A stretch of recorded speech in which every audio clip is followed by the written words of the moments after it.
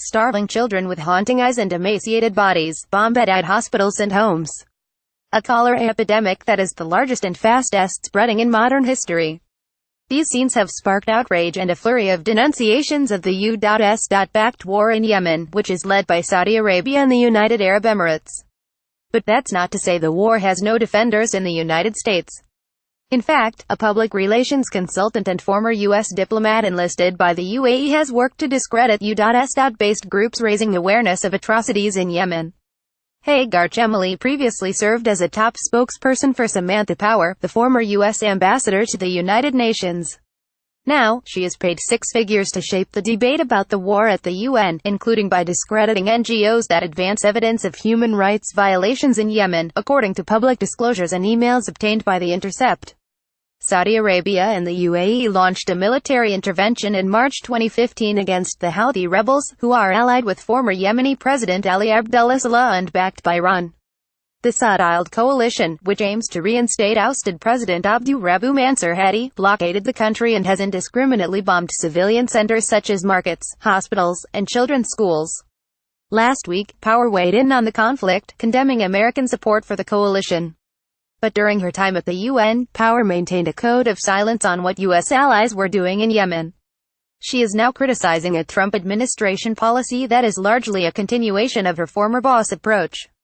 Now, Chemali, who was Power's spokesperson at the time the Saudi war on Yemen began, is working to undermine criticisms of the war. At the UN, Chemali played an influential role, coordinating all communications and overseeing public diplomacy for the U.S. mission, the UN's largest financial contributor. She had previously worked as the director for Syria and Lebanon on Obama's National Security Council and as a spokesperson on terrorist financing at the Treasury Department. Shortly after leaving the UN in early 2016, Chemali set up a one-person consulting firm called Greenwich Media Strategies. In September of that year, she registered to work for the UAE Embassy as a foreign agent, a legal designation under the Foreign Agents Registration Act, or FARA. That means she is paid to represent a foreign government. In her current role, Chemali has reached out to journalists who cover the UN to undermine messaging from human rights groups critical of the war in Yemen.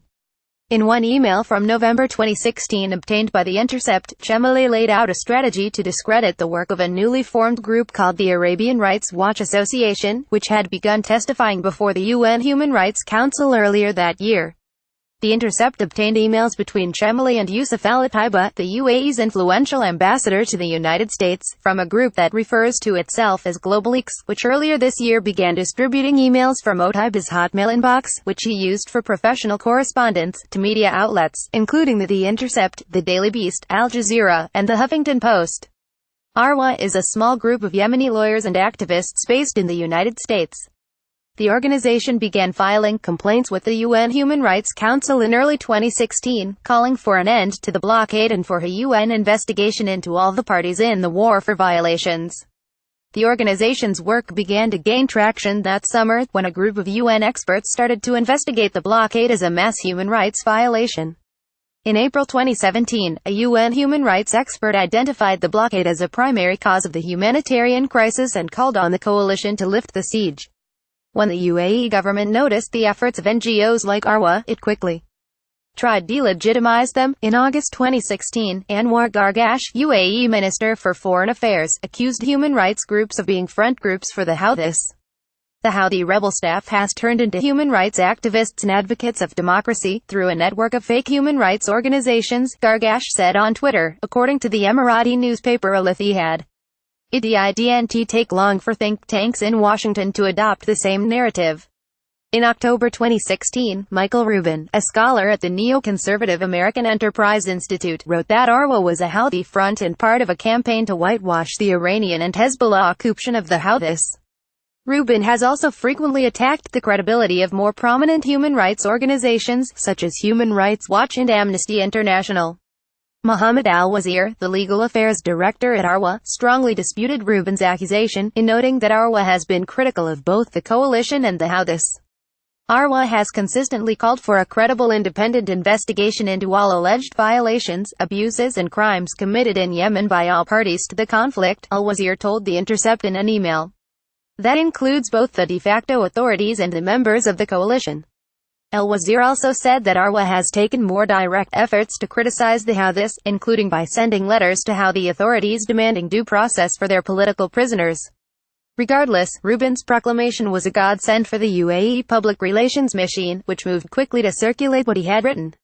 In early November, Chemly wrote an email titled "Rehow the Infiltration of the UN, Media Reporting" and sent it to Otaiba and Lana Nussaiba, the UAE's ambassador to the UN. "I've attached proposed next steps to follow up on the AEI pieces to help bring attention to them and help land a larger piece in main press," wrote Chemly. The Intercept also obtained a copy of the email attachment, a document titled "Follow Up on AEI Pieces" that contains metadata identifying Chemly as its author. In it, Chemly laid out her plan to quietly circulate Rubin's accusation throughout the UN. She suggested that Nussaiba reach out to ambassadors from other coalition countries and said that she would flag the piece for UN correspondents and other relevant national security reporters and think tankers. These steps take into consideration the need to proceed, carry and build attention to these pieces through ways that don't appear too aggressive or loud and without UAE fingerprints, Chemly wrote.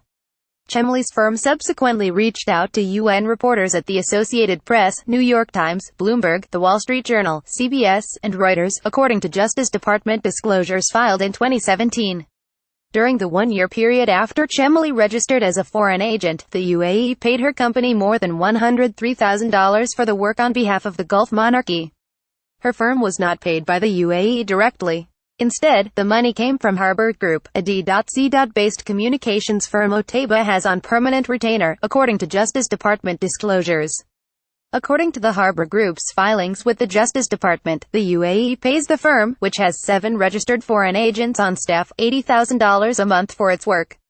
Chemly did not respond to repeated requests for comment from The Intercept. Her firm's most recent FARA disclosure shows that it was on the UAE's payroll through the end of September.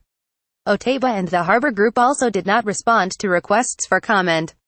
In recent years, the Gulf monarchies have recruited a small army of lobbyists and communications consultants in Washington, in part to defend the Yemen war. In May, The Intercept reported that Saudi Arabia had spent more than twice as much on lobbying as Google and had 145 individuals registered as foreign agents on retainer. The UAE has a much smaller footprint but is equally effective, giving massive donations to both liberal and conservative think tanks, and even footing the lobbying bills for other dictatorship like Egypt. Top photo: Samantha Power and Hagar Chemly briefed journalists at UN headquarters in 2015.